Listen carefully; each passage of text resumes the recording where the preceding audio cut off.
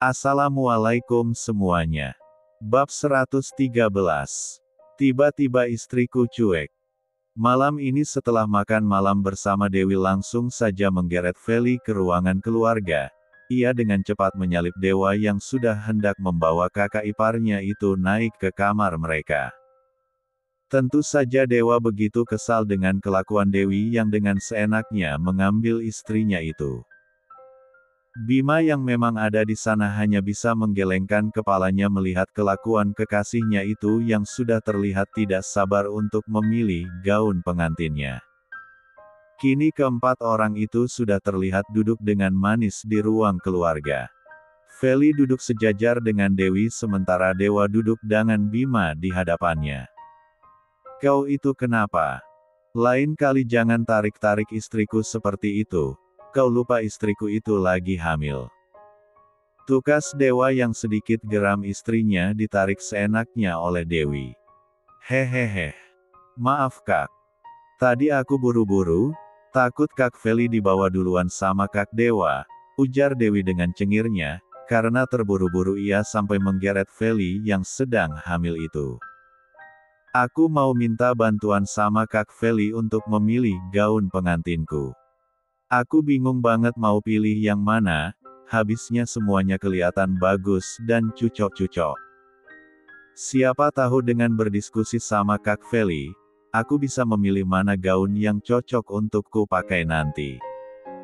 Lanjutnya panjang lebar. Feli yang sedari tadi merasa kebingungan, saat Feli tiba-tiba menariknya akhirnya paham dengan maksud adik iparnya itu. Dewi langsung saja membuka katalog gaun yang sudah ia siapkan tadi. Membiarkan kakak iparnya itu untuk melihat-lihat desain gaun pengantin yang berbagai jenis itu. "Memangnya kamu ingin desain gaun yang seperti apa? Terbuka atau tertutup?" tanya Feli sambil melihat-lihat desain gaun dalam katalog itu. "Aku sih pengen yang ala-ala princess gitu untuk resepsi dan tentu saja harus S3 si gaunnya. Berdada rendah dan bagian punggungnya yang terbuka, lalu bagian bawahnya yang mengembang, biar estetik," jelas Dewi dengan antusias menceritakan gaun impiannya itu. "Kenapa harus terbuka dan S3 sih? Aku tidak keinginan Dewi yang hendak memakai gaun pengantin seperti itu saat pernikahan mereka nanti. Apalagi pasti ada banyak orang yang akan melihat aset miliknya itu. Cek. Aku lagi diskusi dengan Kak Feli mending Kak Bima diam aja deh.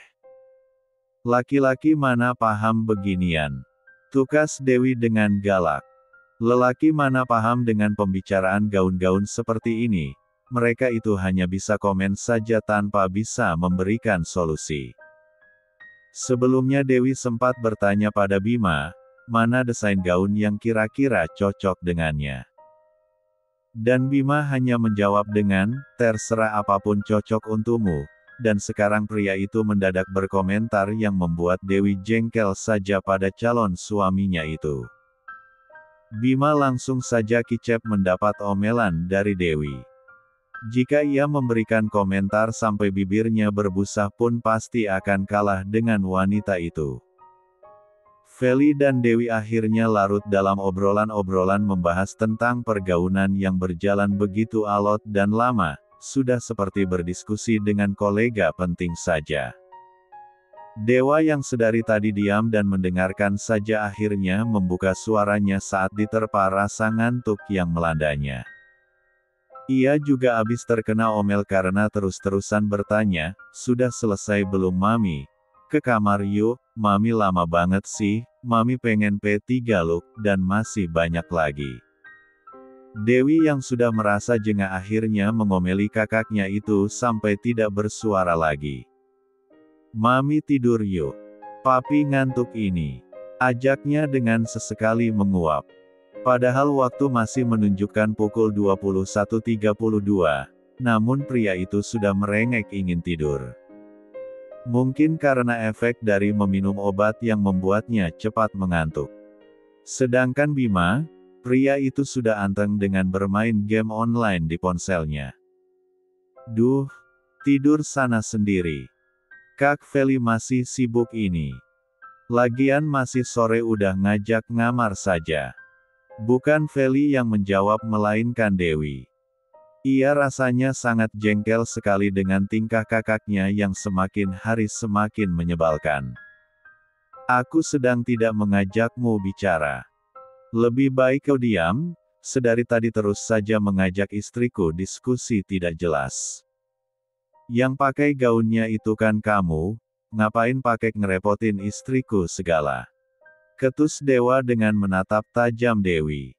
Sebenarnya ia sudah jengah mendengar ocehan kedua wanita itu. Sebenarnya Dewi sudah memutuskan gaun mana yang hendak ia pakai, namun kedua wanita itu masih terus mengobrol membahas hal-hal yang tidak penting menurut Dewa. Papi kok ngomongnya gitu sih? Dewi kan butuh pertolongan Mami untuk milih gaun mana yang cocok untuk Dewi. Lagian Mami belum mengantuk, kalau Papi sudah ngantuk, Papi tidur aja dulu, nanti Mami susul. Ujar Feli dan sibuk kembali membahas gaun, yang sekiranya cocok untuk tubuhnya yang pasti akan semakin membesar nanti. Ya, setelah pembahasan perihal gaun pengantin Dewi sudah selesai. Dan kali ini berlanjut membahas tentang gaun untuk Feli yang sedang berbadan dua itu. Ini juga Mami, kenapa jadi ikut-ikutan Dewi sih? Memangnya Mami mau ngapain pakai beli-beli gaun segala? Mau ikut nikah juga? Sewot Dewa pada istrinya itu. Ia mengira istrinya itu ingin juga gaun pengantin yang seperti Dewi pakai. Buat apa coba? Udah nikah juga. Begitulah pikirannya. Papi ini gimana sih? Nanti kan Mami juga ikut pesta. Dan semua gaun pesta Mami pasti nggak bakalan muat lagi. Perut Mami pastikan udah membesar jadi Mami mau beli gaun lagi. Bukan buat nikah lagi, gitu aja nggak ngerti. Sembur Feli dengan ketus. Oh, iya. Kok Papi nggak kepikiran ya? Gumamnya dengan cengengesan. Mana ada orang gila kepikiran hal begituan. Celetuk Bima yang masih fokus dengan gamenya. Lebih baik diam dan main game, daripada ikut-ikutan berdiskusi yang pasti ujung-ujungnya bakalan kena omel karena salah bicara. Merepotkan sekali memang wanita. Maksudnya aku gila gitu? Tanya Dewa dengan jengkel seraya menoyor kepala Bima. Bukan kegeeran, namun Dewa paham betul dengan ucapan tersirat Bima itu. Enggak.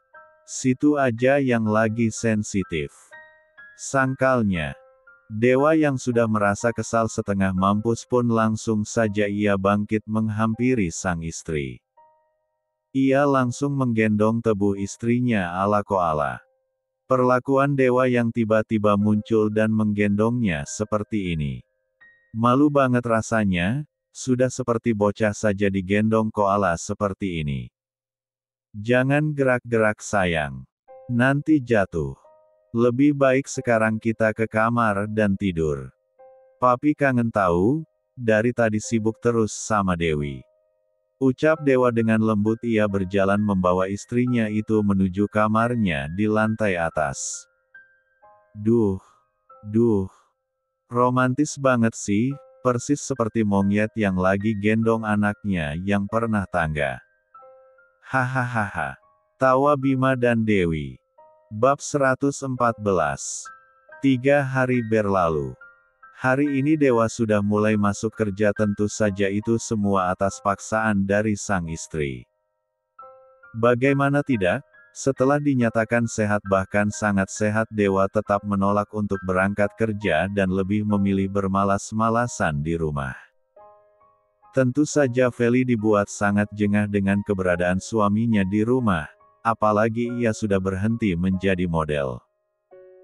Bukannya tidak senang, hanya saja ia begitu sulit untuk sekedar bergerak, tingkah manja dan posesif suaminya itu sangat membuat wanita itu frustasi, dan juga jangan lupakan Bima yang turut menjadi korban akan kelakuan Dewa, yang tidak tanggung jawab pada pekerjaan kantornya dan semuanya dilimpahkan pada Bima yang juga sedang sibuk-sibuknya mengurus persiapan pernikahannya. Bos cabang perusahaan yang ada di Bandung terjadi masalah yang sedikit serius. Tadi orang kepercayaan bos mengabari katanya bos harus ke Bandung. Mereka tidak bisa mengatasi hal ini tanpa bos. Ujar Bima dengan serius. Bima sedang berada di ruangan dewa, membahas pekerjaan penting dan berbagai berkas penting. Ke Bandung. Memang masalahnya seserius apa? Sampai mereka tidak bisa mengatasinya sendiri dan merepotkanku. Mereka kan sudah kubayar mahal, masih saja tidak pecus dan merepotkan, tukas dewa dengan kesal. Dirinya sudah membayar sangat mahal orang kepercayaannya, untuk membantunya mengurus cabang perusahaannya yang berada di Bandung, berharap ia bisa tenang dan tidak perlu pergi-pergi ke Bandung. Mereka tidak menjelaskannya dengan rinci bos. Mereka hanya bilang jika ini masalah serius dan mereka butuh bantuan bos untuk turun tangan, jelas Bima apa adanya. Dewa hanya bisa mendengus kesal, mau tidak mau ia harus turun tangan untuk menyelesaikan masalah yang terjadi di cabang perusahaannya yang ada di Bandung itu. Memangnya kapan kita ke sana? Dan berapa lama? Katanya besok kita harus segera ke sana. Dan untuk waktunya, jika dalam 1 minggu masalah sudah clear, kita sudah bisa pulang. Namun, jika belum kita bakalan pulang sampai masalah itu selesai, jelas Bima. 1 minggu. Yang benar saja. Mana bisa aku pergi selama itu ke Bandung? Bagaimana dengan Mami? Pasti Mami sangat rindu berat jika aku tinggal. Mau mengajaknya pun itu tidak mungkin. Feli sedang hamil dan tidak baik untuk berpergian jauh di saat H4 mil muda begini, ujar Dewa dengan frustasi, membayangkan tanpa istrinya selama itu rasanya sangat tidak sanggup. Yang ada Lukalik yang bakalan rindu setengah mampus sama Mami tercintamu itu. Gerutu Bima dalam hati setelah mendengar ucapan Dewa yang lain di mulut lain di hati itu. Pasti Feli juga bakalan mengerti. Karena ini masalah penting tidak mungkin juga Feli sampai melarang kamu pergi. Feli itu sangat dewasa dan pengertian, dia tidak kekanak-kanakan yang akan menghalangi pekerjaan kamu. Tutur Bima yang memang benar adanya. Mendengar itu Dewa langsung saja menatap tajam Bima, ia tidak setuju dengan ucapan sahabatnya itu. Tahu apa kamu tentang istriku? Asal kamu tahu, istriku tidak akan bisa tidur jika tidak aku P3 look. Baik kami juga sering minta aku 3 lus dan juga minta di 3 nguk oleh papinya yang ganteng ini setiap malam. Kedua kesayanganku itu pasti tidak mau jauh-jauh dari papinya ini Bima. Bagaimana kalau sampai mereka rindu berat, aku tidak akan tega meninggalkan kedua kesayanganku selam itu. Papar Dewa yang begitu penuh percaya diri, mengatakannya bahkan ia tidak malu menceritakan adegan ranjang pada Bima yang ia sampaikan dengan tersirat itu. Di sini seolah-olah Feli tidak bisa untuk jauh darinya, padahal pada kenyataannya Dewa sendirilah yang tidak bisa untuk berjauhan dengan sang istri tercintanya. Bima yang sangat mengerti dengan ucapan Dewa yang penuh dengan kebohongan itu hanya bisa mencibir dalam hati. Dasar P3 nipu handal. Bilang saja situ yang tidak bisa jauh-jauh dari Feli. Dan apa yang dia bilang tadi? B4-nya minta dia J3 nguk setiap malam.